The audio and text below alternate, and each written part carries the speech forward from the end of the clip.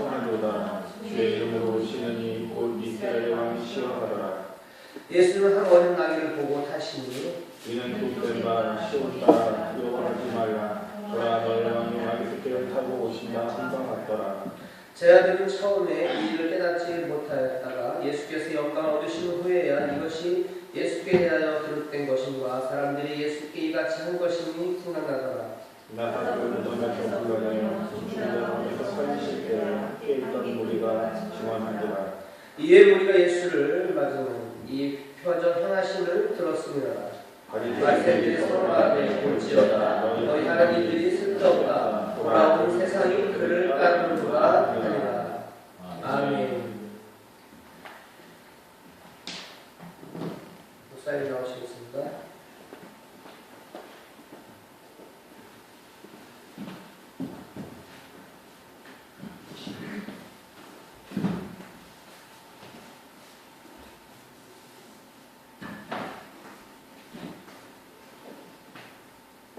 할렐루야. 아멘. 네, 잠시 기도하겠습니다.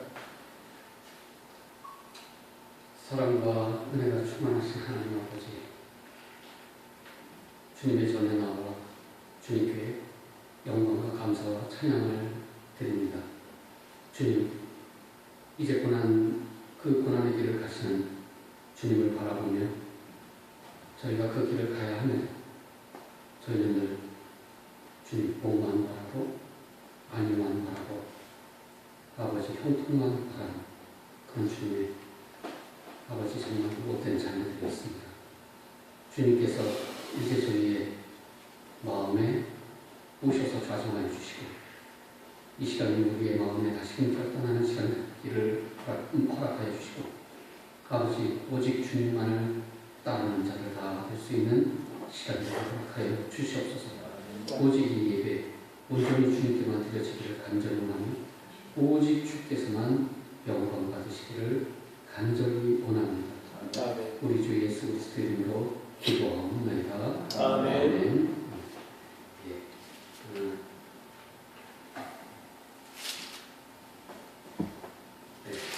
본문을 다 읽었으니까 이 제목으로 넘어와서 제목은 겸손과 평강의 왕입니다. 겸손과 평강의 왕. 예. 오늘은 이제 사순절 기간의 이제 마지막 주일인 종료주일입니다. 그리고 내일부터 고난주일의 시작이죠. 이번 주 금요일이 이제 성금요일이라고 해서 예수님께서 이제 갈보리산 아까 이 영상을 봤던 그 십자가를 지시기 위한 위에 갈보리산에 오신 그 역사적인 날입니다. 그리고 그 다음 주일은 이제 부활주일이죠.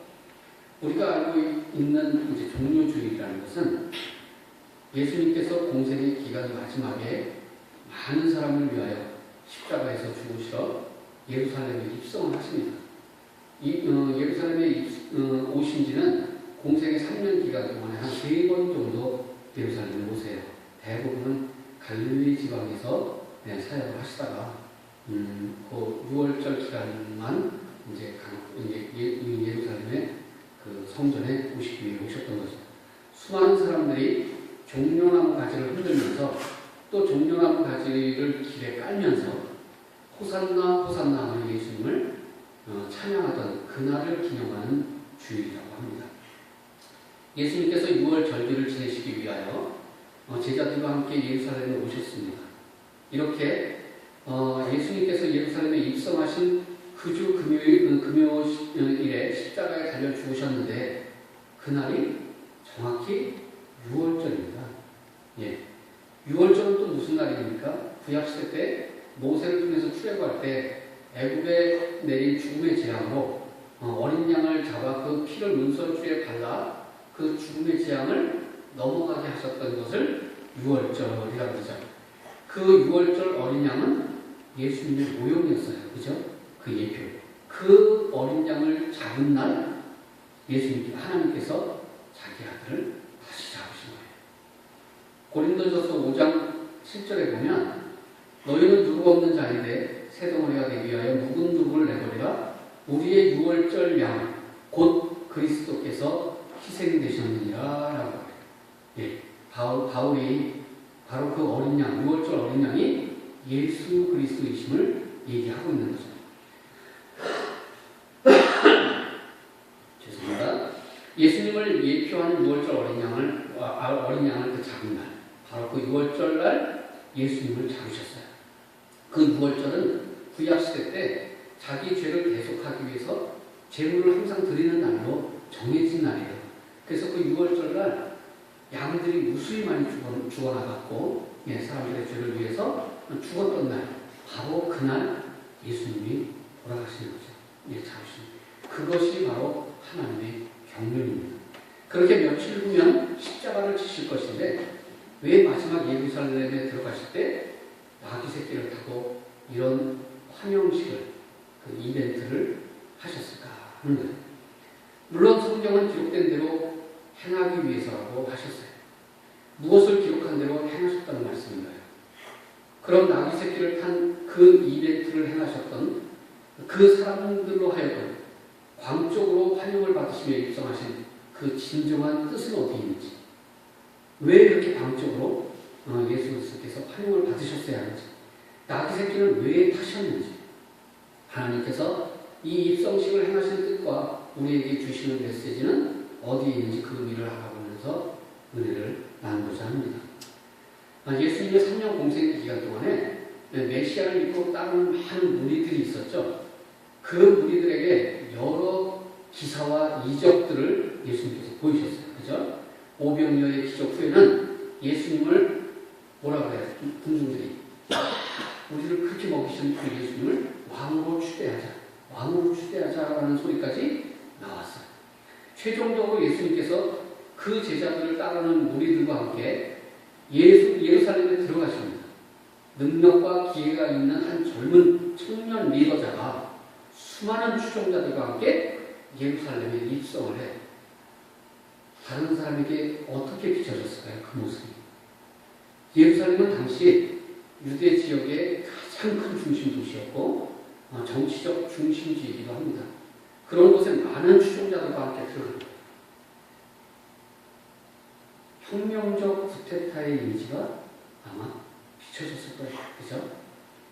이 입성식의 모습은 당시 유대 이스라엘 사람들은 예수님이 자신들을 구원할 정치적 메시아로 알고 예수님을 혁명 전사를 환영하는 그런 모습이었어요. 물론 이렇게 극도로 들떠 환영했던 그들은 불과 닷새 만에 예수님을 십자가에 못 박으라고 외치는 성난 군중이 되었지만 말입니다. 왜 그들이 그렇게 변했을까요? 자신들이 기대했던 그런 혁명 전사의 메시아의 모습이 아니었기 때문입니다. 그들은 모세와 같은 그런 구원자를 바랬어요. 애국에서 바로에게 나타나 당당하게 맞섰던 그 모세, 로마의 권력 앞에 당당한 기세로 초자연적인 능력과 힘으로 그런 맞서는 예수님을 바랬던 거예요. 또 다윗왕과 같은 그런 왕을 원했을지도 몰라요. 골리앗과 블레셋을 물리치고 거칠 것 없이 천하를 통일했던, 그렇게 통일왕국을 이루었던 다윗왕과 같은 기계 있는 군주를 그들은 원했을 것입니다. 3년간의 공생의 기간 동안 예수님께서 많은 사람 앞에서 굉장히 많은 큰 능력을 행하셨어요. 그래서 그런 기대를 갖게 했는지도 모릅니다. 그들은 예수님께서 보여주셨던 초자연적인 기적들을 접했던 사람들이에요. 기적들과 표적은 우리가 예수 그리스도를 하나님의 아들이라고 믿는 데 있어서 굉장히 중요한 요소예요. 그러나 그 이사와 기적을 어떻게 이해하고 해석하느냐에 따라서 우리도 예수님께 분노할 수 있다는 사실입니다. 바른 복음을 받지 못하는 거예요. 그럴 경우 우리도 예수님을 떠날 수 있다는 사실. 예수님을 못 박으라고 소리친 그들이 체험했던 기적들이 어떤 것이 있었어요?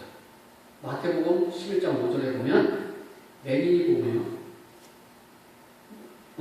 못 걷는 사람이 걸으며 나병 환자가 깨끗함을 받으며 못 듣는 자가 들으며 죽은 자가 살아나며 가난한 자에게 복음이 전파된다 하라. 그렇죠? 물고기 2마리와 보리떡 5개로 5,000명을 먹이시며 바다 위를 걸으시며 말씀 한마디에 풍랑과 파도로 잠잠해졌던 그런 기적들이 그들에게 굉장히 생생했어요. 예. 그랬더니 그런 분이 예루살렘에 입성을 하니 그들의 기대가 어떻겠어요? 그죠? 죽었던 나사로를 살리신 사건을 보고 들은 자들이에요. 바로 직전에 이 사건이 있기 전에 나사로 사건이 있어요. 그래서 그들은 예수님을 모세와 같은 구원자로 그런 메시아로 생각한 거예요. 하나님께서 이스라엘에게 베푸신 최고의 구원하면 모세의 출애굽을 우리는 연상을 해요. 그들은 예언된 메시아가 그렇게 오실 거라고 구약시대 내내 그렇게 고대해 왔던 거예요. 그들은 얼마 전까지만 해도 바리새인 사두개인이나 그 서기관들 앞에서 무섭게 호통을 치셨던 예수님을 기억합니다. 그죠? 이 독사의 자식들아 하라고.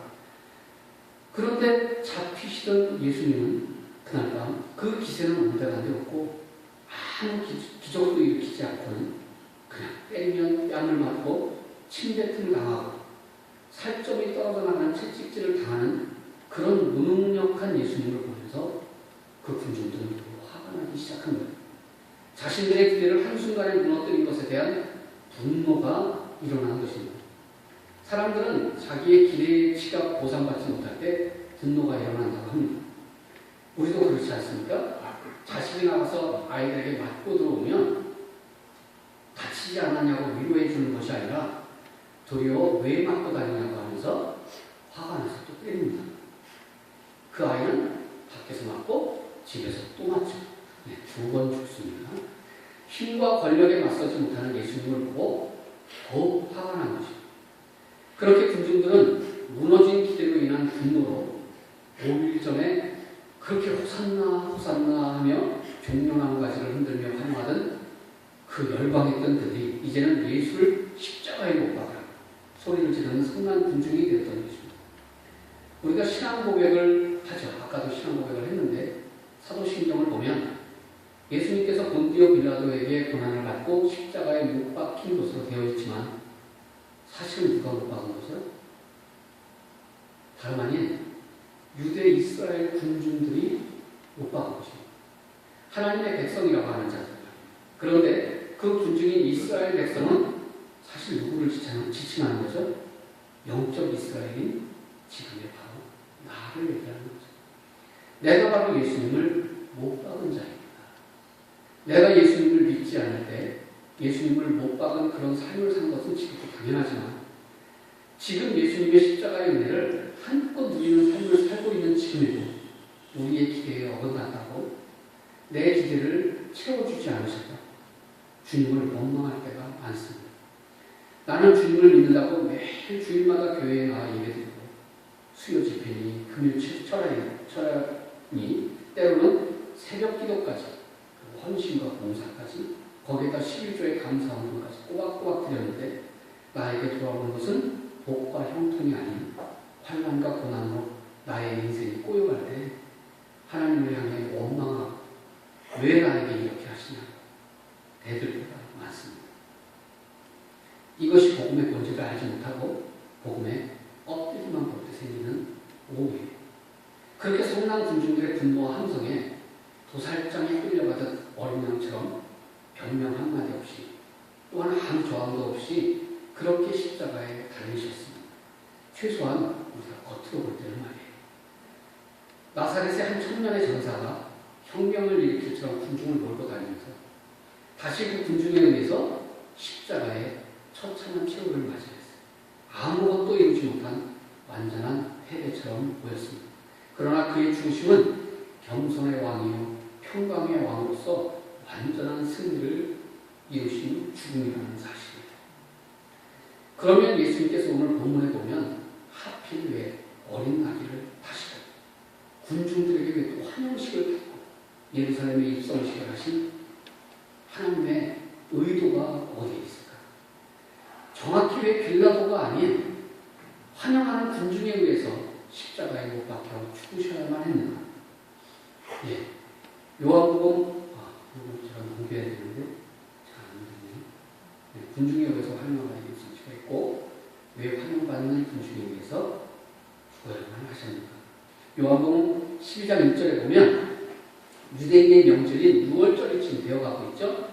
예수님께서 제자들과 엿새 전에 예루살렘 근처 베단이라는 동네에 오셨어요. 6월절이 예수님께서 친히 제물이 되어 드려지는 마지막 6월절인데요.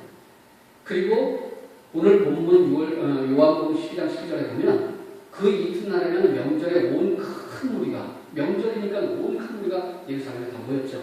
그 무리가 예수님께서 예루살렘에 오신다는 소식을 들었어요. 그리고 종려나무 가지를 마저 나아가 외쳐 호산나 찬송하리라 주의 이름으로 오시느니 곧 이스라엘의 왕이여라고 예수님을 왕으로 추대하는 장면이에요. 군중들이 종려나무를 가지고 예수님의 입성을 맞이했다고 했어요. 그때 그들이 흔들던 종려나무 가지는 무엇을 의미하죠? 그 모양 생김이 사람의 손가락을 이렇게 펼치고 있는 그런 가지의 모양이에요. 그래서 종려나무 가지는 찬양을 의미한다고 합니다. 그리고 종려나무 가지는 거룩함이나 승리 또는 번영을 나타낸다고 해요. 그래서 전쟁에서 승리하고 개선하는 그 군주나 장군이 입성할 때 백성들이 그 종려나무 가지를 흔들면서 환영하는 것이 당시의 팔레스타인의 관습이었어요. 이들의 영혼은 로마의 식민지가 아닌 뭐였죠? 이스라엘의 독립이었어요. 로마의 식민지로 있는 로마로부터의 해방이었습니다. 이것이 그들이 복음을 잘못 이해한 데서 온 오해예요. 진정한 복음은 로마로부터의 해방이 아니라 영원한 죽음으로부터의 영생이에요. 죄의 굴레로부터의 해방이에요. 로마로부터 아니고 사단마귀로부터의 노임이라는 사실이에요. 지금 이 시대에도 이 복음을 바르게 받지 못하면 우리는 기복신앙에 빠지게 되고 복만 바라게 되고 번영신앙, 만모주의에 빠지게 되어서 예수님께 엉뚱한 기대를 하게 되는 것입니다. 그 번영을 상징하는 종려나무를 가지고 흔들면서 그들이 외쳤던 것이 호산나 찬송하리라. 주의 이름으로 오시느니 곧 이스라엘의 왕이시여라고 하셨습니다. 호산나라는 것은 구원해달라는 간청의 소리예요. 오 우리를 구원하소서라는 뜻이에요. 종려주일의 진정한 의미가 바로 이거예요. 뭐냐면 이게 먼저 나오면 일단 한번 장면을 한번 볼게요. 이게 이제 예수님이 예루살렘에 입성하실 때 그 종려나무 가지를 흔들면서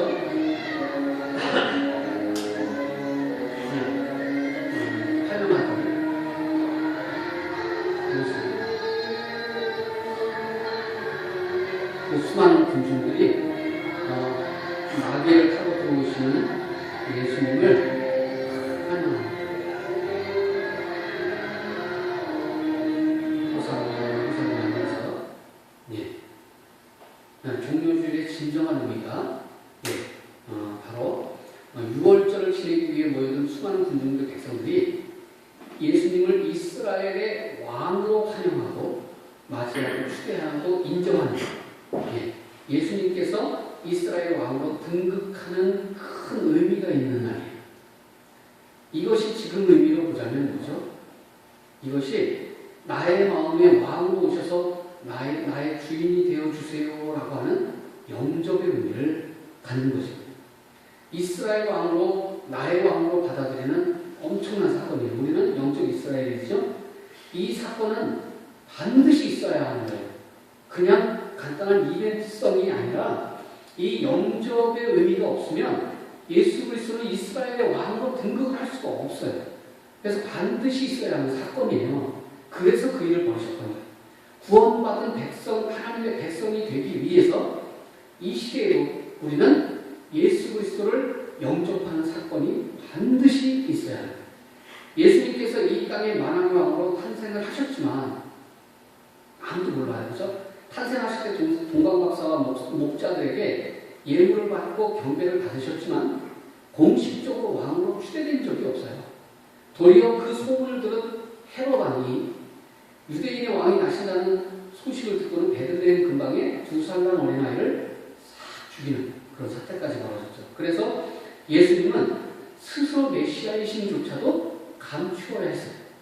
오늘 종료주일은 그런 예수님께서 공식적으로 이스라엘의 왕으로 추대되고 등극하는 날. 이 사실은 곧 영적으로 보면 예수님을 이제 우리가 믿고 그 아브라함의 자손이 된 우리 영적 이스라엘의 왕으로 오시는 사건이었어요. 내가 주님을 나의 왕으로 인정하고 받아들이는 날입니다. 영원히 그 왕위가 흔들리지 않는 견고한 우리의 주권자로 오심을 환영하고 맞이하고 받아들이는 날입니다. 물론 그들이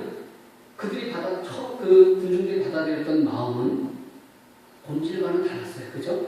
네. 그냥 우리를 먹여주고 물질적으로 풍족하게 해주고 우리를 편안하게 해주는 그런 왕으로 바랬지만 그 의식을 통해서 하나님은 그 왕으로 등극하는 의식을 통해서 어찌됐든 간에 예수님은 그 후에 어떻게 됐어요? 견고한 이스라엘의 왕이 되어버리신 거예요. 그 의식을 통해서 오늘 본문 마지막 절에 보면 바리새인들이 말하되 볼지어다 너희 하는 일이 쓸데없다. 바리새인들이 예수님을 죽이려고 계획을 했거든요. 이게 다 쓸데없어졌다. 좋아라. 온 세상이 그를 따르는도다 라고 해요. 바리새인들의 고백을 보면서 보십시오. 예수를 죽이려는 자들의 음모가 쓸모없게 됐고 온 세상이 따르고 왕으로 등극하는 것을 그들이 스스로 인정하는 고백을 하고 있는 거예요. 종려나무 가지를 흔들며 왕으로서 환영의 이 사건이 완전히 공식화돼요. 이 사건 하나로. 그래서 빌라도가 예수님을 처형할 때 그 십자가에 어떤 피를 달았죠? 예. 요한복음 19장 19절에 빌라도가 패를 써서 십자가에 위에 붙이니 나사렛 예수 유대인의 왕이라 기록되었더라. 그죠? 예수께서 못 박히신 곳에 성에서 가까운 곳으로 많은 유대인이 이 패를 읽는데 네 가지 나라 소리로 써 있었어요. 히브리, 로마, 헬라. 그죠? 라틴어, 헬라어로 다 썼던 거예요. 유대인의 대제사장들이 빌라도에게 찾아온 거예요. 유대인의 왕이라 쓰지 말고 자기 스스로 자칭 유대인의 왕이라 쓰십시오 라고 했어요. 빌라도가 대답하되 아니라 내가 쓸 것을 썼다. 예. 그럼 왜 예수님께서 꼭 이스라엘의 왕으로 오셔야 하는 이유가 뭐예요? 그분은 다윗의 위를 받는다고 성경에 써있거든요. 나라를 굳게 세우고 자궁이요 영원토록 공평과 정의로 그 나라를 보존하실 것이라고 하나님께서 선포하셨다. 예. 그 엄청난 의미가 있는 거예요. 이로써 주님의 자라가 된 나를 지금 이후 영원토록 나를 보존하실 분이 누구예요? 예수 그리스도. 왕으로 오신 나의 왕으로 오신 예수 그리스도. 하나님께서 그렇게 그냥 강권적으로 그의 나라인 나를 이끌고 가실 거라는 선포를 하셨거든요. 그게 어디예요? 이사야서 9장 7절에 그 정사와 평강의 더함이 무궁하며 또 다윗의 위에 앉아서 다윗의 왕권에 앉아서 그 나라를 굳게 세우고 작은 이후 영원토록 공평과 정의로 그것을 보존하실 것이다. 그 나라를 지켜가실 것이다. 누가? 우리의 열심이 아니에요. 여호와의 열심이. 하나님의 열심이. 예. 이사야서 16장 5절 다윗의 장막의 왕위는 인자하고 굳게 설 것이요 그 위에 앉은 자는 충실함으로 판결하며 공평을 구하며 의를 신속히 행하리라. 누가복음 1장 32절에 저가 큰 자가 되고 지극히 높으신 이의 아들이라 그럴 것이요 주 하나님께서 그 조상 다윗의 왕권을 저에게 주시리니. 이를 위해서 예수님께서 이 땅에 오셔서 이스라엘의 왕으로 등극하셔야만 하는 거예요. 참으로 절묘하잖아요. 그분은 아주 잠깐 동안 이스라엘에 입성할 때 그 이벤트를 입성식을 하셨는데 그리고 추대했던 자들에 비해 도리어 바로 왕으로 추대해놓고는 바로 모다가 죽였는데 그러나 그분은 약속대로 이스라엘의 왕으로 오셔서 이스라엘을 구원하셨어요. 우리가 혹여 다른 의도일지라도 예수님을 나의 구주로 나의 왕으로 영접하였다면 주님께서는 우리의 강력한 주권자가 되셔서 나의 열심이 아니라 그분의 열심으로 우리를 영원토록 보존하실 거라는 거예요. 그때 예수 그리스도를 영접했던 그들이 한결같이 그랬잖아요. 아무 의미 없이 그냥 환영했을 뿐인데 그들의 주권자가 되셨잖아요. 이것이 오늘 성경이 종료주일이 말씀하고 있는 의미예요.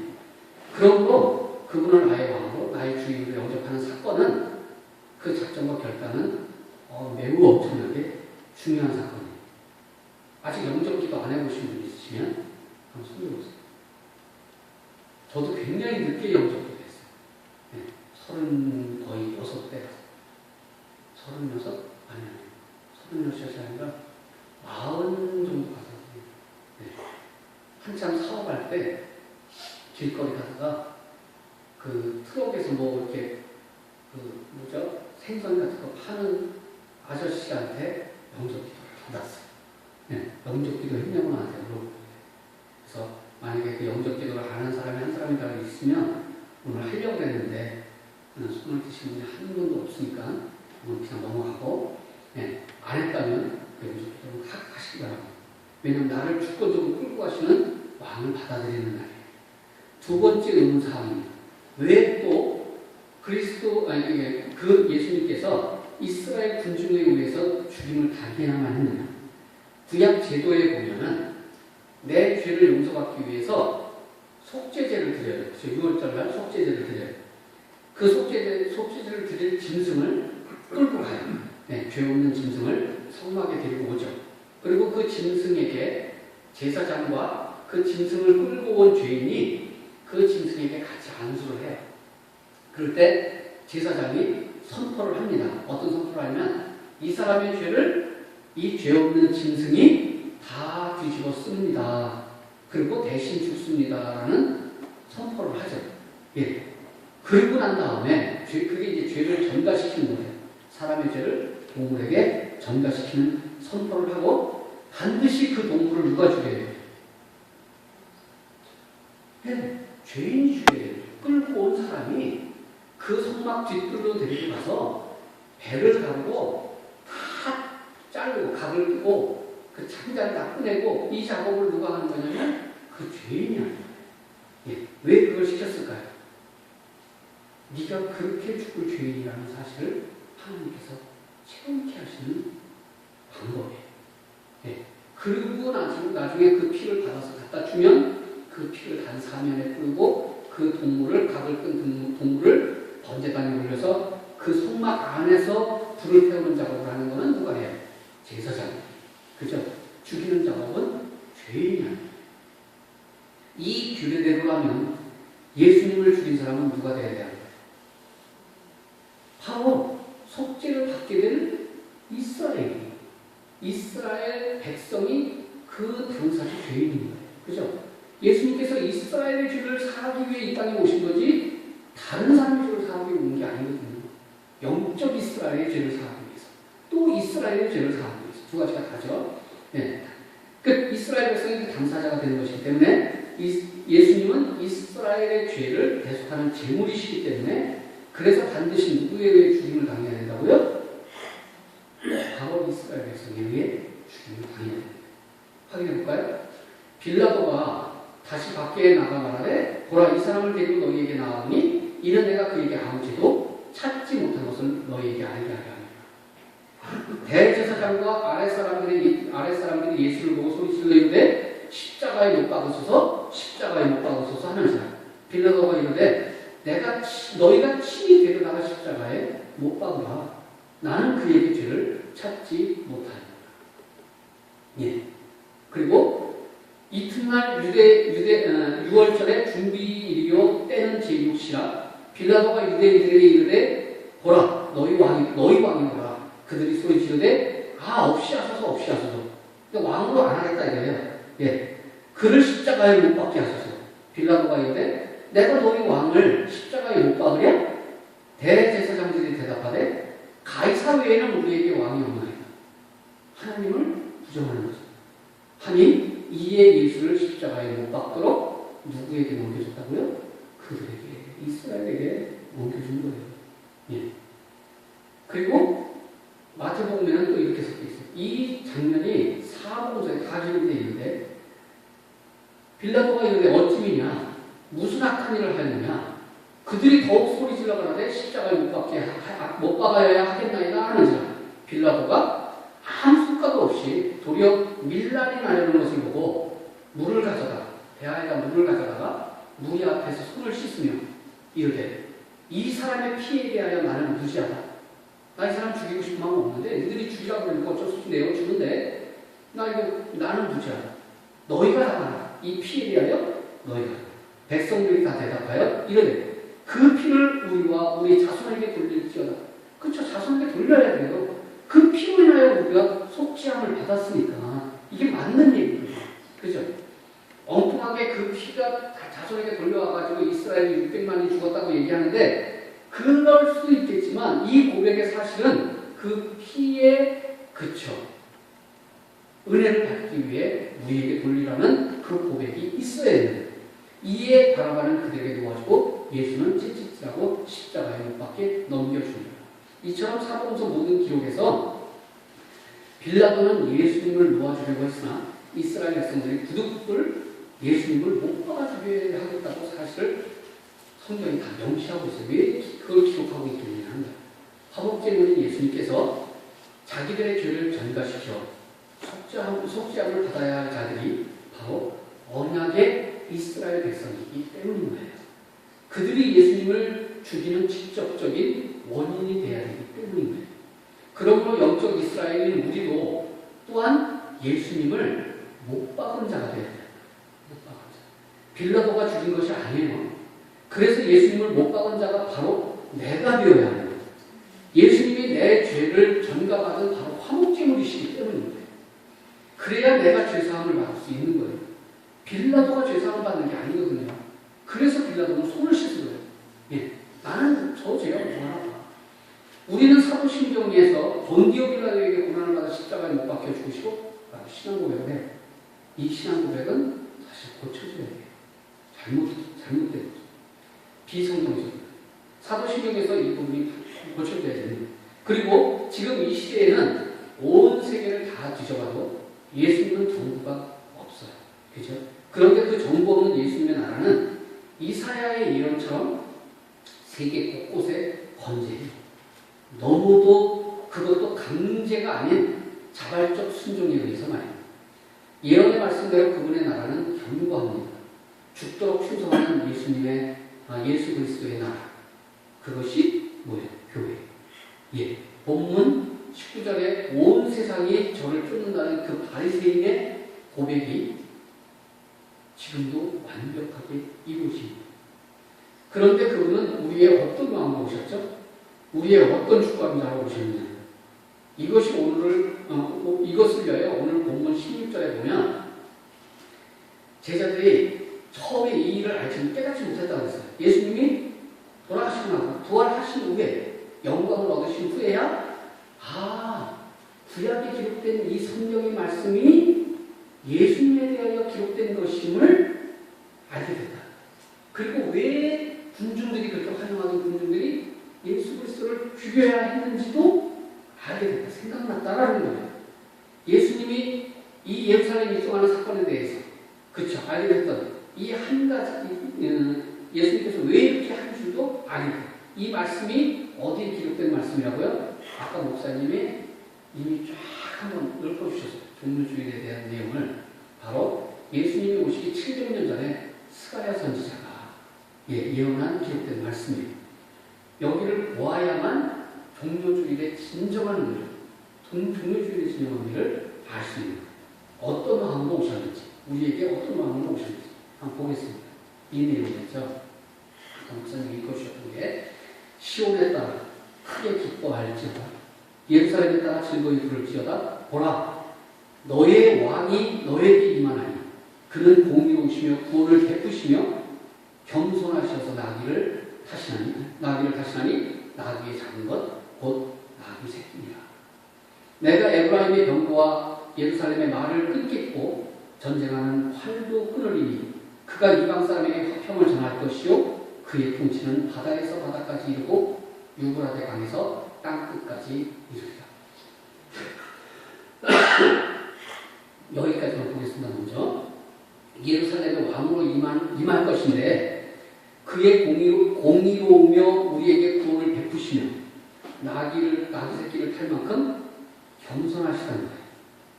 여기서 나귀를 왜 타신 것일까요? 일단 10절로 먼저 넘어가 보겠습니다. 모든 분쟁과 다툼을 종식시킬 거예요. 싸움을 안 해요. 전쟁 없다는 거예요. 화평을 전하며 그의 나라는 땅끝에서부터 땅끝까지 이를 것이다. 그렇죠. 온 세계에 복음으로 전파될 것이다. 그분의 나라 교회를 통하여 평화의 복음이 전해질 것을 얘기하는 거죠. 이처럼 그분은 무슨 왕으로 오셨다는 거예요? 평강의 왕으로 평강의 왕으로 오셨습니다.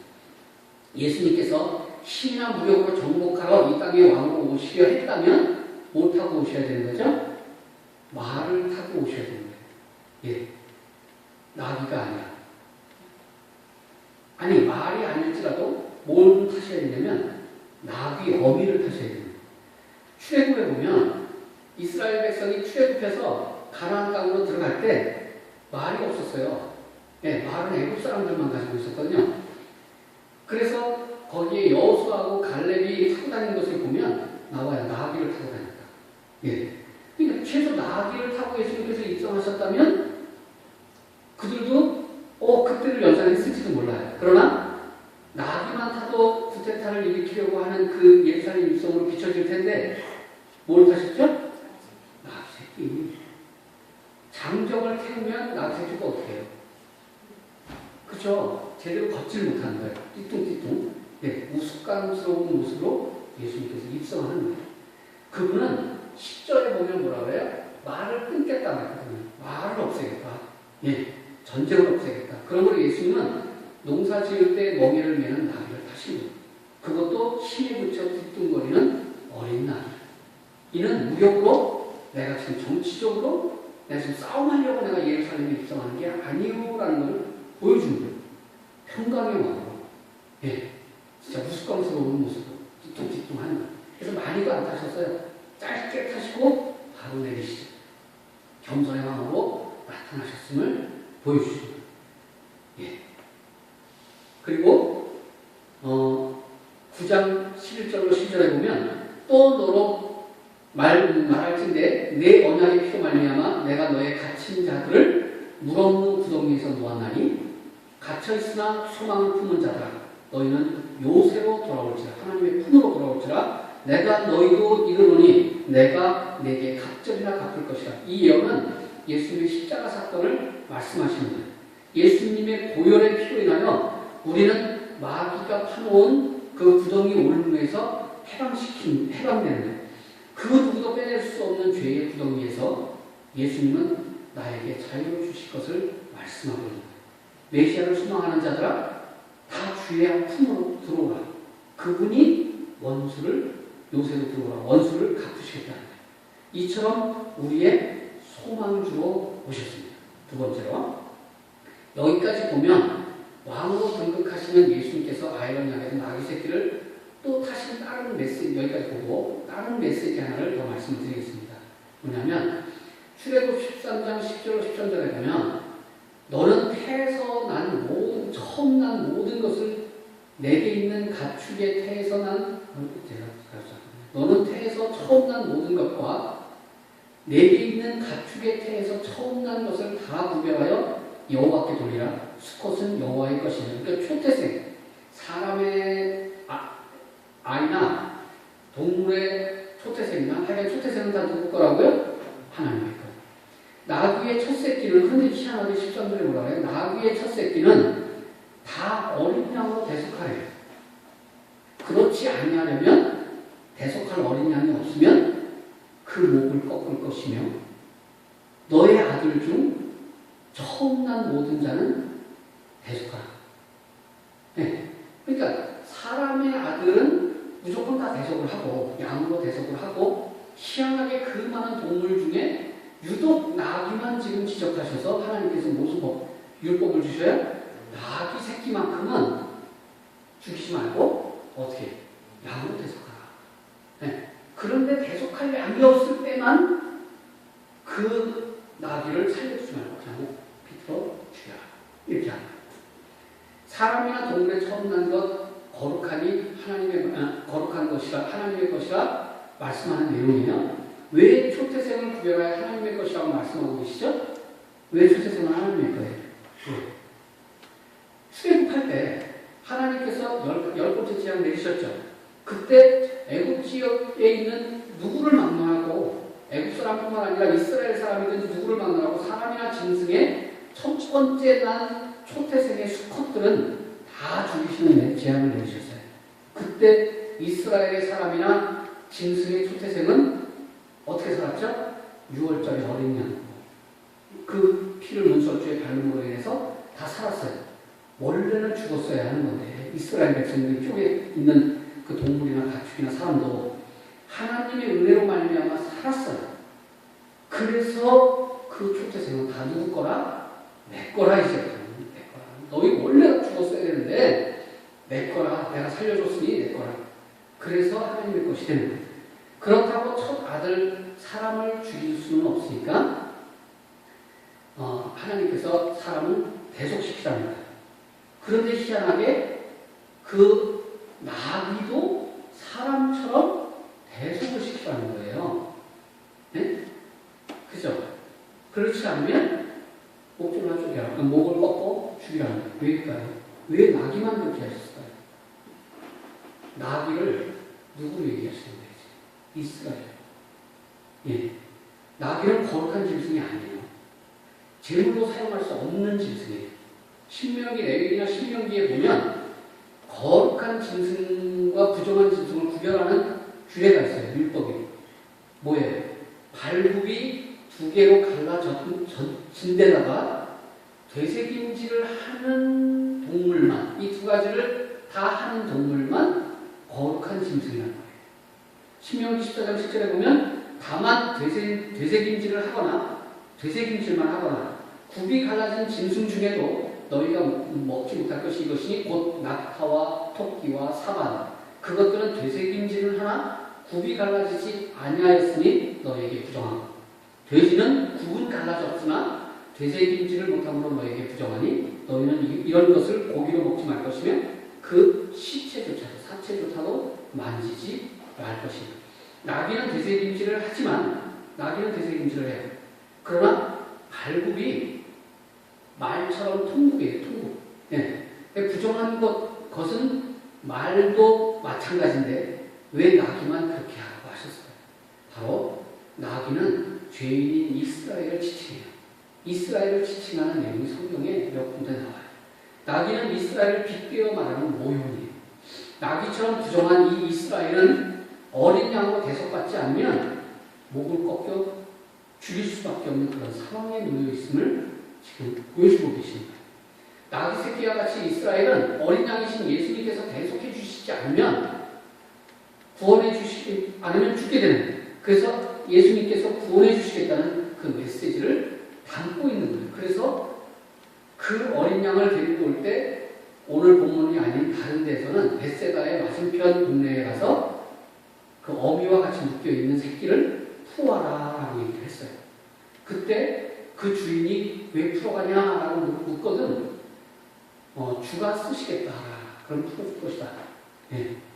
왜냐하면 그 묶여있는 그 묶여있는 그 나귀 새끼를 붙들고 있는 모습은 뭘 얘기하는 거냐면 조금 있으면 6월절이에요.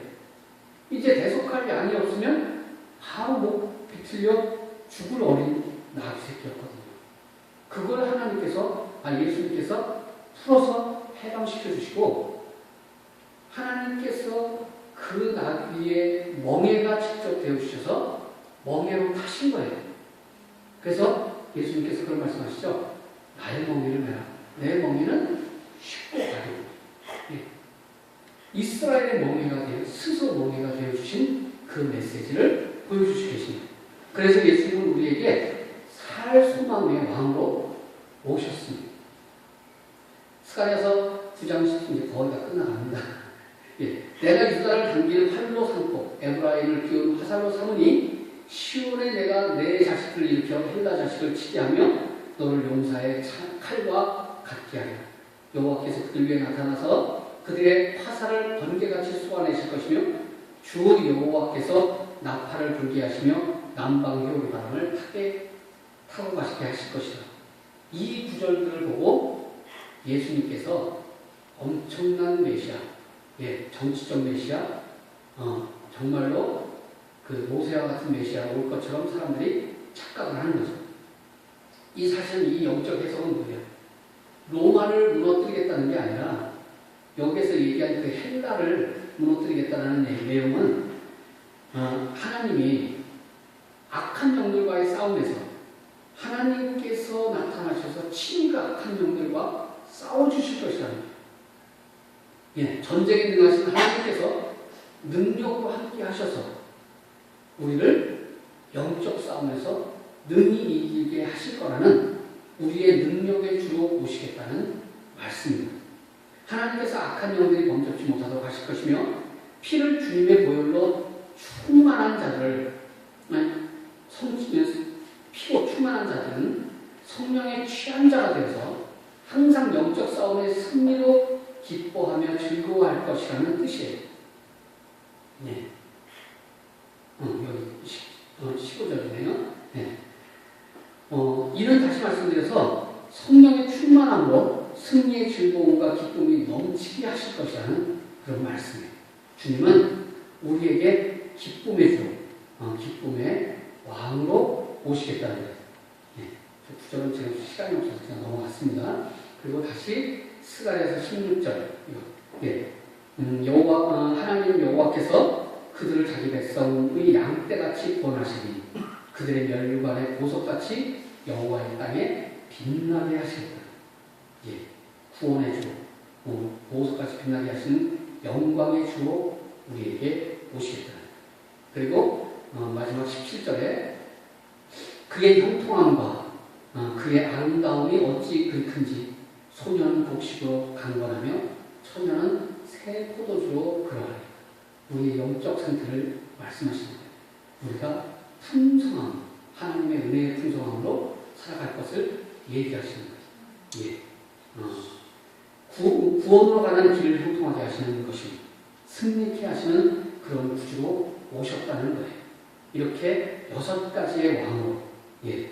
어떻게? 겸손의 왕, 평강의 왕, 소망의 왕, 권력과 능력의 주, 그리고 기쁨이 넘치게 하시며 영광을 주시며 끝내 승리케 하시는 그런 진정한 우리의 왕으로 입성하시겠다.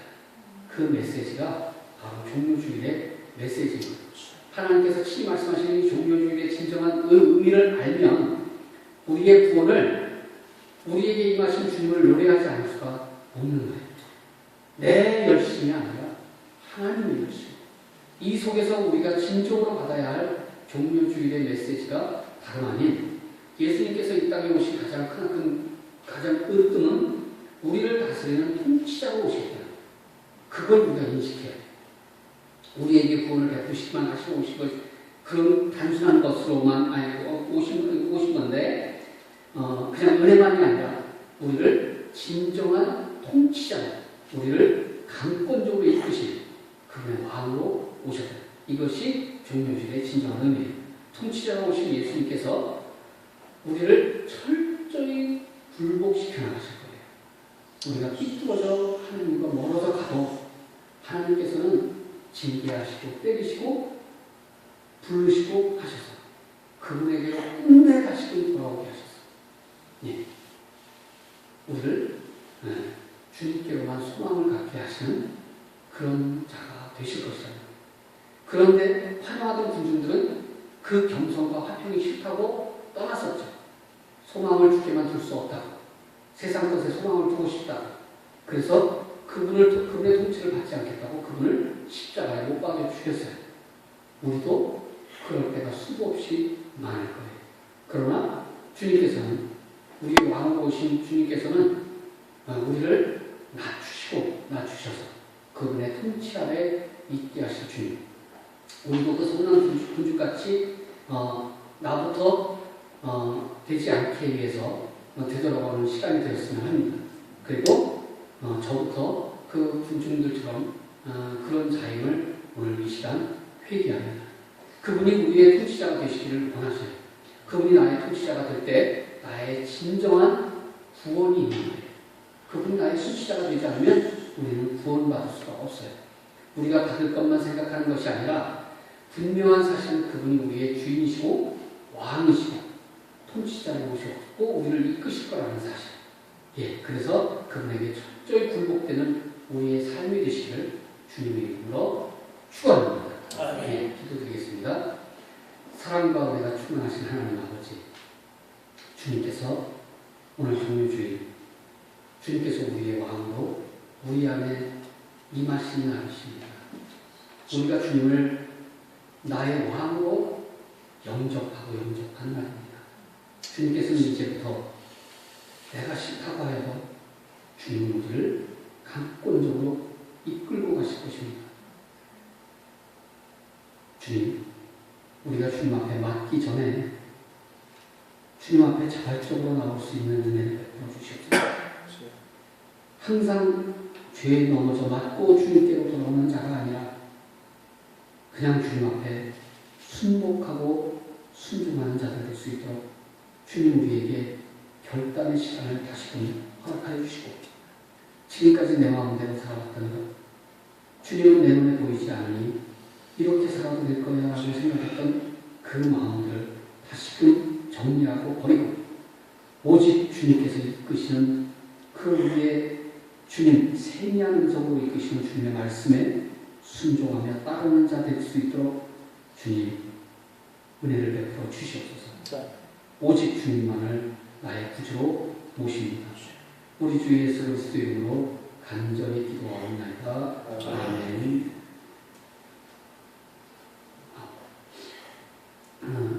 축도하고 예배 마치겠습니다.